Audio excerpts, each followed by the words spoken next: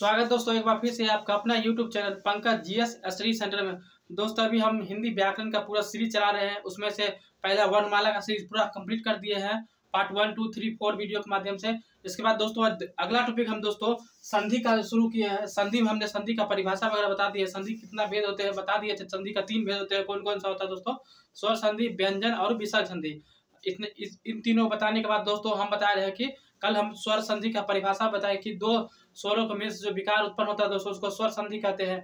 आज बताने वाले हैं कि दोस्तों स्वर संधि के कितने भेद होते हैं और सारे भेदों की अपनी अपनी कुछ खासियत होती है, विशेषता होती है, उसी के बारे में हम बताने वाले हैं।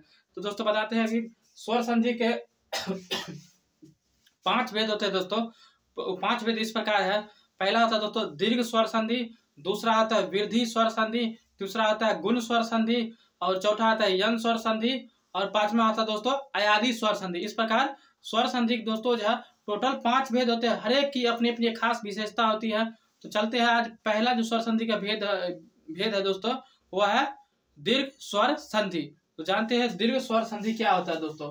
तो दीर्घ स्वर संधि का जो डिफिनेशन होता है, दो सजातीय स्वरों के बीच संधि होकर उससे जो उत्पन्न होता है दोस्तों, जो विकार उत्पन्न होता है दीर्घ रूप, उसको दोस्तों दीर्घ स्वर संधि कहते हैं। दो सजातीय स्वरों के मेल से जो विकार उत्पन्न होता है दोस्तों उसे दोस्तों दीर्घ स्वर संधि कहते हैं। इसमें दोस्तों दीर्घ स्वर संधि के दोस्तों टोटल 4 रूप होते हैं। कौन कौन रूप होता है दोस्तों? पहला रूप जो दोस्तों हो गया इसका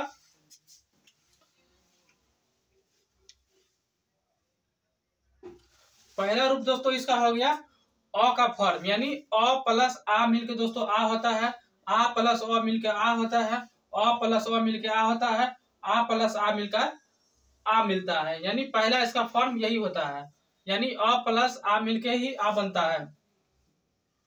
इसको दोस्तों जैसे देख लीजिए, उदाहरण में देख लीजिए आप।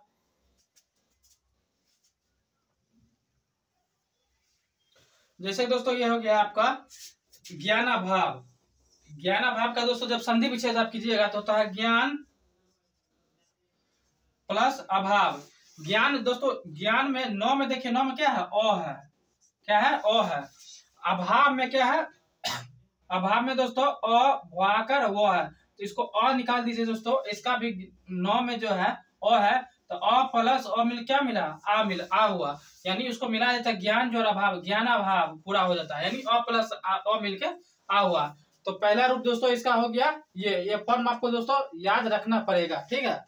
और दूसरा रूप है दोस्तों, दूसरा फॉर्म इसका ये होता है ई प्लस ई या ई आई, यानी ई प्लस ई मिलकर ई बनता है या ई प्लस ई मिलकर ई बनता है, यानी इसका 4 फॉर्म होता है, यही ई भी होता है। दीर्घ स्वर संधि के दोस्तों पहला रूप ये हो गया, दूसरा ये हो गया, इसमें से कविंद्र हो गया।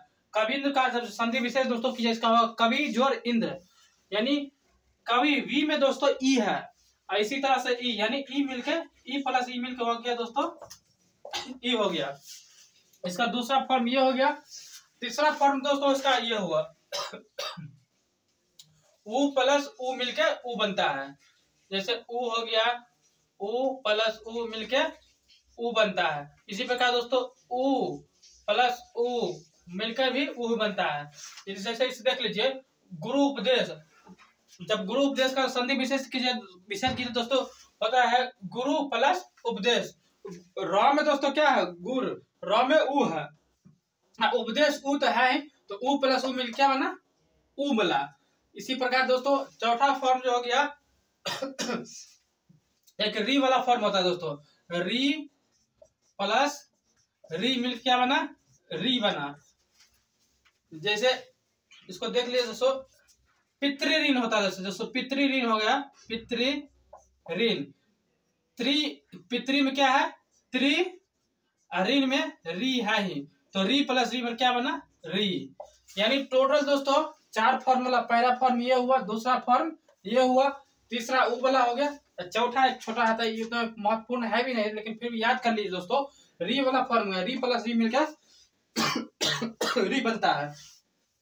तो दोस्तों दीर्घ स्वर संधि का जो है यही पूरा अपना आइडिया होता है। आप इसको देख लीजिएगा, ज्यादा महत्वपूर्ण दोस्तों इसमें ये हो गया, ये वाला फॉर्म याद रखिएगा। दूसरा दोस्तों ये हो गया आपको ई वाला फॉर्म।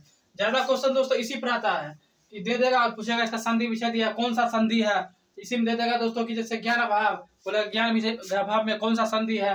बहुत सारे क्वेश्चन कंपटीशन एग्जाम में सब पूछा जाता है। ये दो फॉर्म ज्यादा VVI, इसको VVI कर लीजिए, VVI, क्योंकि ज्यादा सारे क्वेश्चन इसी फॉर्म में आता है। जब भी दीर्घ स्वर संधि आएगा दोस्तों तो यही फॉर्म में ज्यादा क्वेश्चन आता है, ठीक है, इसको याद कर लीजिएगा।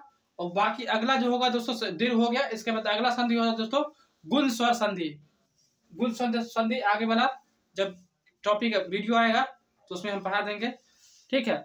वीडियो कैसा लग रहा है आप जरूर कमेंट करके हमको बताइएगा, ताकि हम आगे कुछ और सुधार कर सके। हम भी अभी स्ट्रगल के फेज से चल रहे हैं, इसलिए थोड़ा सा लाइक शेयर सब्सक्राइब कर दीजिएगा, ठीक है। धन्यवाद।